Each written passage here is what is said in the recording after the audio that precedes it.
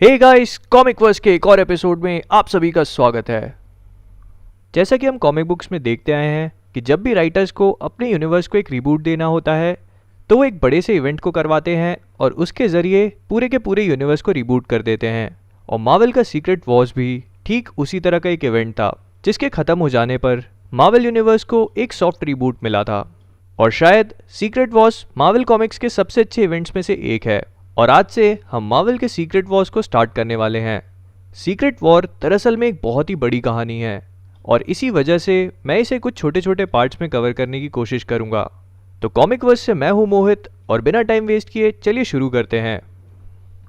Fantastic four का headquarters, जहां पर फ्यूचर फाउंडेशन के मेंबर्स एक लाइफ राफ्ट को क्रिएट कर रहे थे और उनके पीछे एक घड़ी में किसी एक इवेंट के होने में 95 आवर्स रिमेनिंग थे। फ्यूचर फाउंडेशन का ही एक मेंबर जिसका नाम एलेक्स था, वो वेलेरिया रिचर्ड से कहता है कि जिस चीज़ को वो लोग बना रहे थे वो एक लाइफ राफ्ट ही थी ना। और वेलेरिया उससे कहती है कि हाँ वो एक लाइफ राफ्ट ही है। तो एलेक्स उससे कहता है कि पूरी दुनिया खत्म होने वाली थी और वो लोग एक लाइफ राफ्ट बनाकर कायरो की तरह वहां से भाग रहे थे। क्या ब्रिलियंट प्लान था। लेकिन तभी वहां पर मौजूद फ्रैंकलिन रिचर्ड उससे कहता है, ऐसा नहीं है एलेक्स, ऐसा बिल्कुल भी नहीं है। उन लोगों ने अपनी पूरी कोशिश करी, हमारे हीरोज ने इस पूरी दुनिया को बचाने के लिए अपना सब कुछ कुर्बान कर दिया, अपना सब कुछ।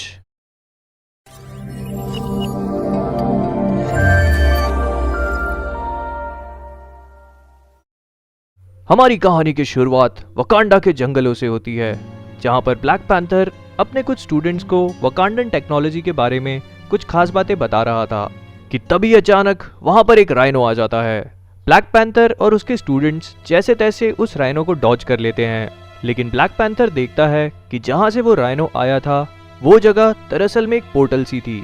और उसके पास जाने पर ब्लैक पैंथर को फील होता है कि उस पोर्टल के दूसरी तरफ जरूर कुछ ना कुछ होगा। लेकिन उस पोर्टल के दूसरी तरफ पहुंचने पर उसकी आंखें फटी की फटी रह जाती हैं, क्योंकि वो देखता है कि उसके आसपास का सब कुछ पूरी तरह से रेड हो चुका था। लेकिन सबसे हैरान कर देने वाली चीज उसकी आंखों के ठीक सामने थी, एक दूसरी अर्थ जो इस अर्थ की तरफ तेजी से बढ़ रही थी। लेकिन इससे पहले कि तचाला कुछ भी समझ पाता, उस दूसरी अर्थ में से कुछ लोग वहां पर आकर उसके सामने खड़े हो जाते हैं और उन्हें लीड करने वाली औरत अपने आप को ब्लैक स्वान बताती है और उससे कहती है कि ये जो कुछ भी तचाला देख रहा था उसे एक इनकर्जन कहते हैं और अगर उन लोगों ने कुछ भी नहीं किया तो ये दोनों अर्थ्स आपस में टकराकर डिस्ट्रॉय हो जाएंगी। और इसी वजह से वो उन दोनों अर्थ्स में से एक अर्थ को डिस्ट्रॉय करने आई थी।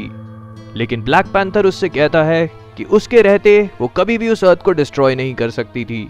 और ये बात सुनते ही ब्लैक स्वान के लोग उन पर फायर करने लगते हैं। तचाला जैसे तैसे अपने साथियों को वहां से बचा के निकालता है और वापस आकर वो ब्लैक स्वान और उसके लोगों पर अटैक करने लगता है। वो एक के बाद एक ब्लैक स्वान और उसके साथियों को खत्म करने लगता है। लेकिन इसी लड़ाई में अचानक ही ब्लैक स्वान का वेपन फायर हो जाता है और जिस अर्थ से ब्लैक स्वान आई थी वो अर्थ तचाला की आंखों के सामने पूरी तरह से डिस्ट्रॉय हो जाती है और अचानक ही उसके आसपास का एनवायरनमेंट अपने आप नॉर्मल हो जाता है। लेकिन ये सब कुछ देखने के बाद ब्लैक पैंथर समझ जाता है कि उनकी परेशानी अभी खत्म नहीं हुई थी और इसीलिए वो अपने साथी इल्यूमिनाटीज को वहां पर बुला लेता है। इल्यूमिनाटी दरअसल में सुपर हीरोज का एक ग्रुप था जिसमें Reed Richards, Black Bolt, Captain America, Black Panther, Tony Stark, Doctor Strange और नेमोर थे। और उन्हें वकांडा बुलाने के बाद तचाला ने जो भी देखा था वो उन्हें सब कुछ बता देता है और उसकी बात सुनने के बाद मिस्टर फैंटास्टिक ब्लैक स्वान से मिलने जाता है जिसे तचाला ने वकांडा में ही कैद करके रखा था। रीड वहां पहुंचने के बाद उससे पूछता है कि आखिरकार ये जो कुछ भी हुआ वो था क्या और ब्लैक स्वान उसे बताती है कि ये सब कुछ दरअसल में एक इनकर्जन था जो कि एक बहुत बड़े प्लान का एक बहुत ही छोटा सा हिस्सा था। वो उसे बताती है कि इस पूरे मल्टीवर्स में कई सारे यूनिवर्सेस हैं और हर एक यूनिवर्स में एक अर्थ है और ये सारी की सारी अर्थ्स एक दूसरे के साथ बैलेंस मेंटेन करके रखती हैं।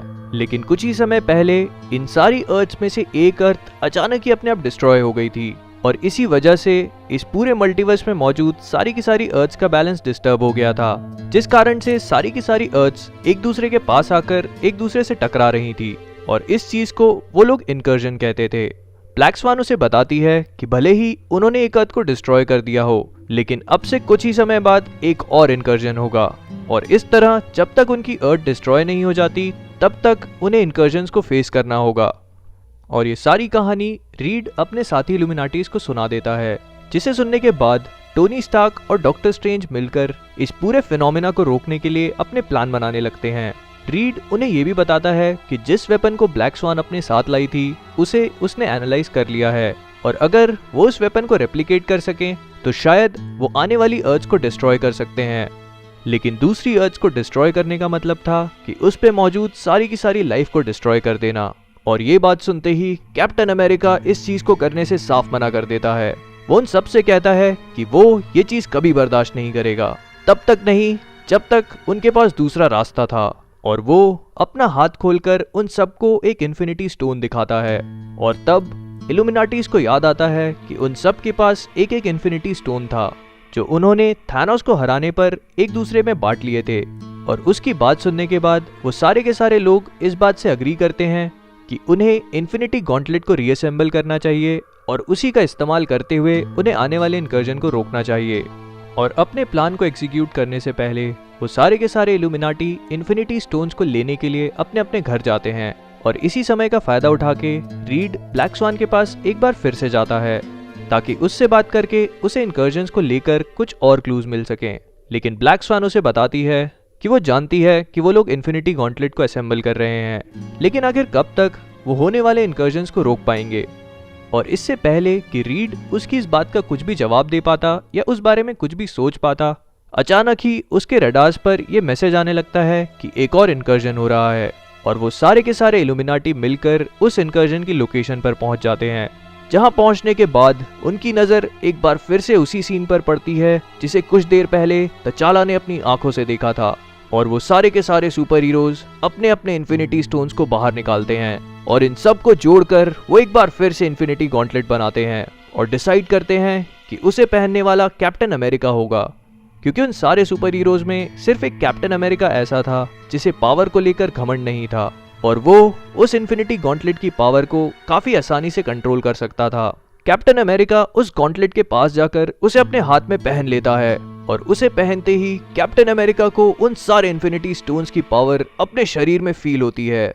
और इससे पहले कि वो इन्फिनिटी गॉन्टलेट कैप्टन अमेरिका पर हावी होने लगे, उसी पावर का यूज करके वो उस दूसरी अर्थ को इस अर्थ से दूर पुश करने लगता है। लेकिन ऐसा करने के लिए कैप्टन अमेरिका को अपनी और उस गॉन्टलेट की पूरी ताकत लगानी पड़ती है। और जैसे ही उसे ये चीज फील होती है कि वो दूसरी अर्थ उस गॉन्टलेट की पावर से पुश हो रही है, तभी अचानक एक जबरदस्त ब्लास्ट होता है, और उस ब्लास्ट में उस इन्फिनिटी गॉन्टलेट के साथ साथ उस पर लगे हुए सारे के सारे इन्फिनिटी स्टोन्स भी डिस्ट्रॉय हो जाते हैं, सिवाय टाइम स्टोन के, जो अचानक ही उस गॉन्टलेट से गायब हो जाता है। और ये देखने के बाद वहां मौजूद सारे सुपर हीरोज काफी बुरी तरह से पैनिक कर जाते हैं, क्योंकि उन्होंने उस गॉन्टलेट का यूज करके उस अर्थ को पुश तो कर दिया था, लेकिन अब उनके पास बाकी के इनकर्जन्स को रोकने के लिए और कुछ भी नहीं था। और उस इनकर्जन को रोकने के बाद वो लोग एक बार फिर से वकांडा लौट आते हैं। रीड एक बार फिर से उस वेपन के बारे में बात करता है, लेकिन कैप्टन अमेरिका एक बार फिर से खड़ा होकर उससे कहने लगता है कि जब तक वो जिंदा है वो कभी भी उन्हें ऐसा कुछ भी नहीं करने देगा, क्योंकि उनका काम लोगों को प्रोटेक्ट करना था, ना कि उन्हें जान से मारना। और इसी वजह से वो उन्हें याद दिलाता है कि उस रूम में मौजूद सारे लोग दरअसल में सुपर हीरोज थे, और अगर उन्होंने किसी भी प्लैनेट या किसी भी इंसान की जान ली तो वो लोग अपने अंदर की ह्यूमैनिटी को हमेशा के लिए लूज कर देंगे। लेकिन तभी अचानक डॉक्टर स्ट्रेंज अपनी चेयर से उठकर कैप्टन अमेरिका पर अटैक कर देता है, और डॉक्टर स्ट्रेंज के स्पेल की वजह से कैप्टन अमेरिका अपनी सारी मेमोरीज को लूज कर देता है, और पिछले कुछ घंटों में जो कुछ भी होता है वो कैप्टन अमेरिका पूरी तरह से भूल जाता है। कैप्टन अमेरिका को रास्ते से हटाने के बाद वो लोग ब्लैक स्वान के वेपन को स्टडी करके उसे और भी ज्यादा एनहांस कर देते हैं, और उसे लेकर वो लोग अगले इनकर्जन की तरफ आगे बढ़ जाते हैं। लेकिन वहां पहुंचने के बाद वो लोग देखते हैं कि ये वाला इनकर्जन दरअसल में रेड नहीं बल्कि ब्लू कलर का था, और इसे देखते ही ब्लैक स्वान कहती है कि ये काम दरअसल में मैप मेकर्स का था, जो इस वक्त लैटवेरिया के किंगडम पर अटैक कर रहे थे। लेकिन मैप मेकर्स इस बात से बिल्कुल अनजान थे कि लैटवेरिया पर डॉक्टर डूम राज करता था, जो अपने किंगडम को इस वक्त काफी आसानी से डिफेंड कर रहा था। और ये देखने के बाद ब्लैक स्वान और बाकी के सुपर हीरोज उस दूसरी अर्थ की तरफ चले जाते हैं, जहां पहुंचने के बाद ब्लैक स्वान उन्हें बताती है कि मैप मेकर्स दरअसल में ऐसे लोग थे जो इनकर्जन्स का फायदा उठाकर किसी भी अर्थ को पूरी तरह से ड्रेन कर लेते थे और इसी वजह से इस अर्थ पर कोई भी लाइफ मौजूद नहीं थी। और ये सुनने के बाद ब्लैक पैंथर उस वेपन को अपने हाथ में लेता है और उसे फायर कर देता है, जिस वजह से वो दूसरी अर्थ पूरी तरह से डिस्ट्रॉय हो जाती है। और इस तरह वो लोग एक और इनकर्जन को रोकने में कामयाब हो जाते हैं। लेकिन कुछ ही समय बाद अर्थ के ऊपर एक और इनकर्जन आता है और उस दूसरी अर्थ पे पहुंचने के बाद उन्हें पता चलता है कि ये अर्थ पूरी तरह से मैग्नीटो के कंट्रोल में थी और इस अर्थ पर म्यूटेंट्स राज करते थे। लेकिन इससे पहले कि वो लोग कुछ भी डिसाइड कर पाते, उनकी नज़र गैलेक्टस पे पड़ती है, जो इस वक्त उस इनकर्जन का फायदा उठाकर उस अर्थ को ड्रेन कर रहा था। और वो लोग उस अर्थ को छोड़कर वहां से निकल जाते हैं क्योंकि वो लोग जानते थे कि गैलेक्टस उस अर्थ को अपने आप डिस्ट्रॉय कर देगा। उन सुपर हीरोज ने अभी तक तो अपनी अर्थ को सक्सेसफुली डिफेंड कर लिया था, लेकिन वो लोग ये बात जानते थे कि अगर उन्हें अपनी अर्थ को बचाना है तो कभी ना कभी उन्हें किसी ना किसी अर्थ को डिस्ट्रॉय करना होगा। और इसका मतलब ये था कि उन्हें उस पर मौजूद सारी की सारी लाइफ को भी डिस्ट्रॉय करना पड़ता और ये किसी भी सुपर हीरो के लिए एक बहुत ही बड़ा मूव था। लेकिन वो लोग इस बात को बहुत ही अच्छी तरह से जानते थे कि अगर उन्हें अपनी अर्थ को डिफेंड करना है तो उन्हें अपनी ह्यूमैनिटी को छोड़ना होगा। और इसीलिए वो सारे के सारे सुपर हीरोज अपनी तरफ से अपनी पूरी कोशिश करने लगते हैं, जैसे कि डॉक्टर स्ट्रेंज जो और भी ज़्यादा पावर के बदले अपनी पूरी की पूरी सोल बेच देता है। और कुछ ही समय बाद वो लोग एक और इनकर्जन से अपनी अर्थ को डिफेंड करने के लिए दूसरी अर्थ पर जाते हैं, जहां पर पहुंचने के बाद उन्हें ये बात पता चलती है कि उस अर्थ के डिफेंडर्स दरअसल में काफ़ी हद तक जस्टिस लीग के मेंबर्स की तरह थे, जिसमें से एक का नाम सन गॉड था जो पूरी तरह से सुपरमैन की तरह था और दूसरे का नाम तो लिटरली वेन था। वो सारे के सारे सुपर हीरोज आपस में बात करने की कोशिश करते हैं कि अगर वो लोग मिलके काम करें तो शायद इस इनकर्जन से दोनों अर्थ को बचा पाएंगे। लेकिन नैमोर असलियत जानता था, उसे पता था कि ऐसी सिचुएशन में क्या होना ज़रूरी है। और कुछ देर तक सोचने के बाद वो वेन पर अटैक कर देता है और इस तरह उन सारे सुपर हीरोज के बीच में एक बहुत ही भयानक जंग छिड़ जाती है। सन गॉड पूरी तरह से सुपरमैन की कॉपी था और इसी वजह से वो उन सारे के सारे इल्यूमिनाटीज पर काफ़ी बुरी तरह से भारी पड़ रहा था। लेकिन तभी डॉक्टर स्ट्रेंज अपनी न्यू फाउंड पावर्स का यूज़ करता है, जिससे वो एक अजीब से सांप जैसे दिखने वाले डीमन को वहां पर ले आता है, जो उन सारे सुपर हीरोज को पकड़कर उनकी पावर्स को एब्जॉर्ब करने लगता है। और इस तरह वो उस दूसरी अर्थ के डिफेंडर्स को एक ही झटके में ख़त्म कर देता है। लेकिन डॉक्टर स्ट्रेंज की पावर्स उसके खुद के कंट्रोल में नहीं थी और इसी वजह से टोनी स्टार्क उस पर अटैक करके उसे बेहोश कर देता है। और ऐसा करने के बाद वो लोग उस अर्थ को डिस्ट्रॉय करने के लिए अपने वेपन को सेटअप करते हैं और ब्लैक पैंथर उस वेपन के ट्रिगर को अपने हाथों में लेकर उसे डेटोनेट करने का फैसला करता है। लेकिन उस ट्रिगर को डेटोनेट करना इतना आसान नहीं था, क्योंकि ब्लैक पैंथर एक किंग था और एक किंग का काम लोगों को प्रोटेक्ट करना है, ना कि उनकी जान लेना। और ये सोचते ही ब्लैक पैंथर उस ट्रिगर को फेंक देता है, ये कहते हुए कि वो कभी भी ऐसा कुछ नहीं कर सकता। रीड उसके पास आकर उससे कहता है कि वो ब्लैक पैंथर की पोजीशन समझ सकता है, लेकिन तभी अचानक उस ट्रिगर को नैमोर उठा लेता है और वो उनसे कहता है कि अगर वो लोग इस अर्थ को प्रोटेक्ट नहीं कर सकते तो ये काम नैमोर खुद करेगा। और इसी के साथ वो उस वेपन को डेटोनेट कर देता है और वो दूसरी अर्थ और उस पे मौजूद सारी की सारी लाइफ एक ही झटके में वहीं के वहीं ख़त्म हो जाती है। और ये देखने के बाद वो सारे के सारे सुपर हीरोज काफ़ी बुरी तरह से हैरान हो जाते हैं, क्योंकि उन्होंने प्लान तो ज़रूर बनाया था, लेकिन एक ही झटके में इतनी सारी जानों को लेना उनमें से किसी के बस का नहीं था। और इसी वजह से ये सब कुछ देखकर वो बहुत ज़्यादा हैरान हो जाते हैं। ब्लैक पैंथर को ये सब कुछ देखकर बहुत गुस्सा आता है और वो नैमोर को एक ज़बरदस्त पंच भी मारता है। और ये सब कुछ देखने के बाद वो लोग नैमोर को वहाँ से निकाल देते हैं। नैमोर के जाने के बाद वो लोग ये बात समझ जाते हैं कि कुछ ही समय बाद एक और इनकर्जन होगा। और ये देखने के बाद कि उनमें से किसी की भी इतनी हिम्मत नहीं थी कि एक साथ इतनी सारी लाइफ्स को ले पाएं, वो लोग अपने फेट को एक्सेप्ट कर लेते हैं और अपने चाहने वालों के साथ अपने आखिरी मोमेंट स्पेंड करने चले जाते हैं।